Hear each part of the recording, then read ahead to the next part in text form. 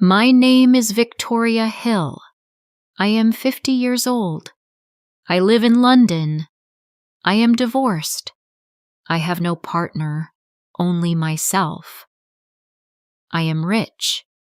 I built my own fashion company. I drive a black Mercedes. I wear high heels every day. People notice me. Some admire me. Some whisper behind my back. I feel lonely, even with all my success. One sunny afternoon, I went to a university cafe in Oxford. The cafe was full of students. They laughed, talked, and studied. I sat with a coffee near the window. The sun fell on my table. I felt calm, alone, and unnoticed. Then I saw him, a young man, tall, about 25, with dark brown hair. He looked worried. His wallet was small. His clothes were clean but very old. His shoes had holes. He looked at the menu, then at his wallet. He bit his lip and sighed. He seemed hungry. Something moved inside me. I usually never talk to strangers, but this young man was different. He was not begging. He was only quiet and worried. I walked to him. He looked up and seemed surprised. "Hello?" I said softly. "Are you hungry?" He hesitated. "Yes, a little," he said, shyly. "I can buy your lunch," I said. His eyes widened. "Oh no, you don't have to," he said quickly. "Please," I said. "Just a small kindness." He looked at me for a long moment. Then he smiled faintly. "Thank you," he whispered.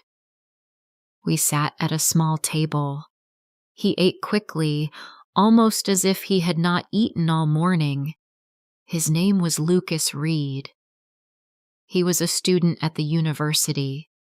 He worked part-time in a cafe. His hands were tired, but his eyes were bright and hopeful. I found myself laughing at his small jokes. He told funny stories about his friends and studies. I felt lighter. I forgot my age, my loneliness, and my business worries. Over the next weeks, we met often.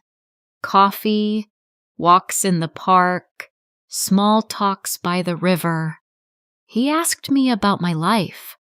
I asked him about his studies and dreams. He liked to listen.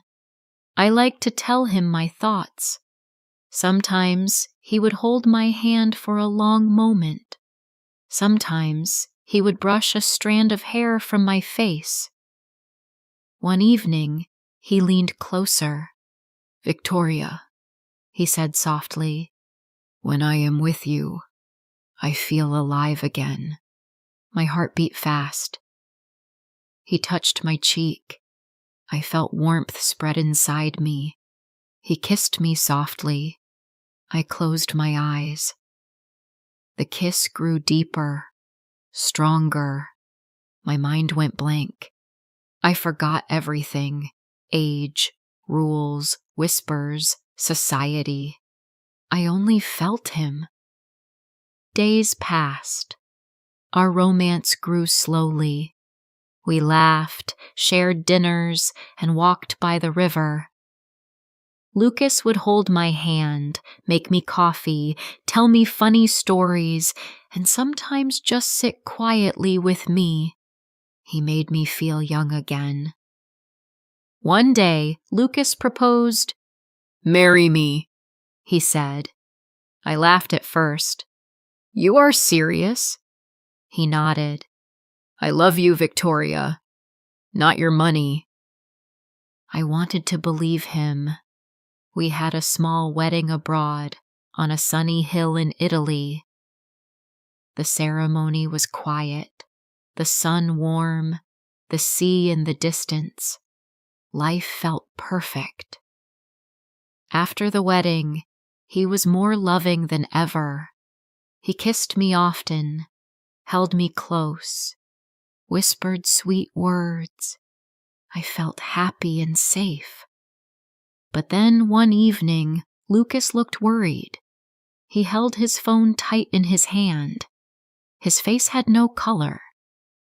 "Victoria, I need to tell you something," he said softly. "It's about my ex-girlfriend. Her name is Mia." I felt my stomach tighten. What happened? He took a deep breath. "She is angry. She wants to hurt me. She said she will go to the police. She will lie. She will say I used you for money. She will say I married you for your business." He looked down. "If she does this, my life will be ruined." His voice shook. He looked scared. He touched my hand like a child asking for help. "I'm so sorry," he whispered. "I don't know what to do." My heart softened. I felt sorry for him. "Tell me what you need," I said.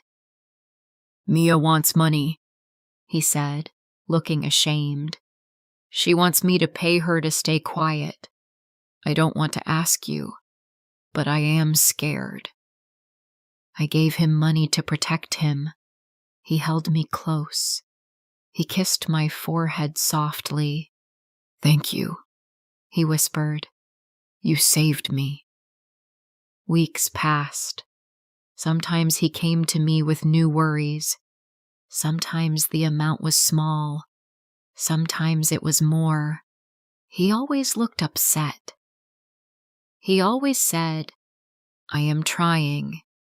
I just need a little help." And each time, I believed him. I loved him. I wanted to protect him. One morning, I woke up and felt something strange. The other side of the bed was cold. Lucas was not there. I checked the wardrobe. His clothes were gone. His shoes were gone. His suitcase was gone.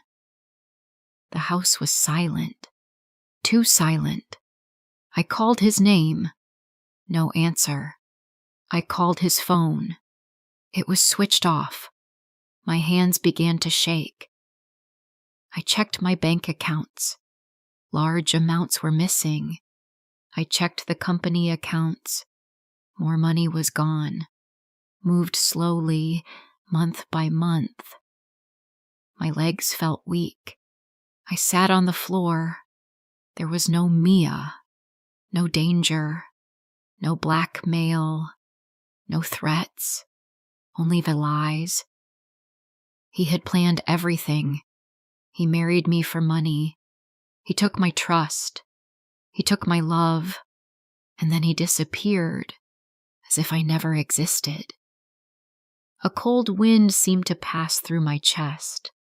It felt like something inside me broke. I felt lost, angry, and sad. But I fought. I protected my company and regained control of my life. I became stronger and wiser. Now I live by the sea. I still have my company. I am rich, but I also have caution and wisdom. Love can feel real, but it can hide lies. Heartbreak can teach strength. I will never forget the lesson.